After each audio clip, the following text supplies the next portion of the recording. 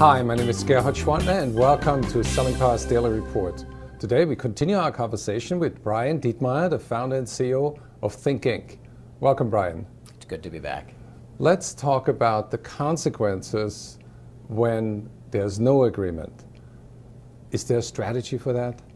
There is, and as I've mentioned before, it's the most important part of any negotiation. It is ultimately the thing that's being negotiated, and the way that manifests itself in a deal is a customer saying, I can get the same thing cheaper elsewhere, your stuff is too expensive compared to the market, that kind of thing. So what happens is buyers most often oversimplify this consequence of no agreement notion. They say, well, it's the same thing. You and your competitors all have the same thing. And we need to start with the fact that just, unless you're selling a pure commodity, that's just not the case. With most business-to-business deals where you have a professional buyer on one side and a professional seller on the other side, it's a very complex deal, or you wouldn't need that level of professionalism there. So let me give you an example.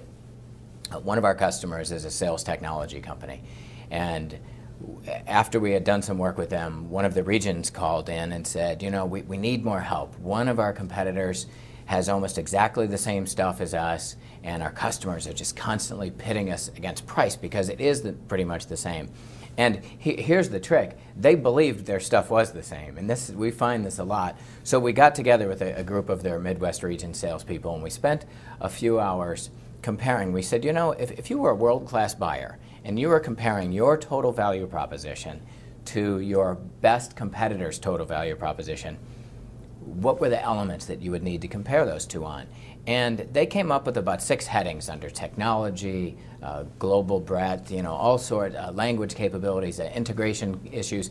They came up with 43 data points that if you were going to compare them to their competitor, there's 43 different hard measurable data points that needed to be compared.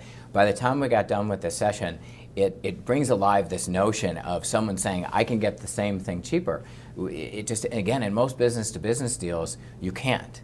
They're way too complex for that, to simplify it by saying it's the same thing. We find that, with the exception of pharmaceutical sales forces, because you're talking about efficacy of drugs and life and death situations, they're prepared to compare one drug or one treatment or one medical device versus another. Most of us selling B2B products or consumer products don't have that same level of data, so we get pulled into this this verbal tactic of it's the same thing everywhere, you need to lower your price, and in fact it isn't. And if it is, then you just reverse auction the thing on the web. So I like the way to make the distinction between what we pay for it versus what we're negotiating. And what I'd like for you to help me understand is, how do you get the customer to focus on what it is? Right. Early on in your sales process, you're asking your customer about those data points. And even if your customers aren't responding, or not responding honestly, you're at least educating them on the multiple variables that should be considered when you're comparing two suppliers side by side. And so the key, again, is to get to this early on. In order to get to it early on, you have to have thought through it a little bit. So you invite them to engage their intelligence and put their instincts aside. Right. So as you're collecting sales data, you ask them questions about these items, and it begins to broaden the negotiation, which is really the goal. Can you simply ask, what are we negotiating here? Would that be too simple? Well, I think so. What we find is the more kind of open-ended, needs analytical questions, the better data we get. The more drilled down to say, okay, so what is it that you think you're buying from me? I think that would help.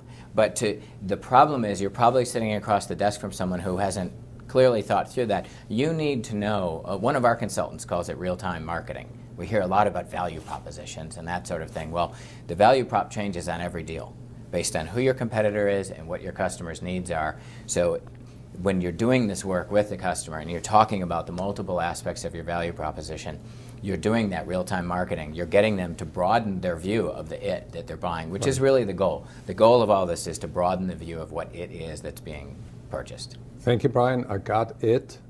And tomorrow we're going to continue our conversation with Brian Dietmeyer, and we'll talk about how much are we going to pay for it. We'll talk about price, so tune in tomorrow.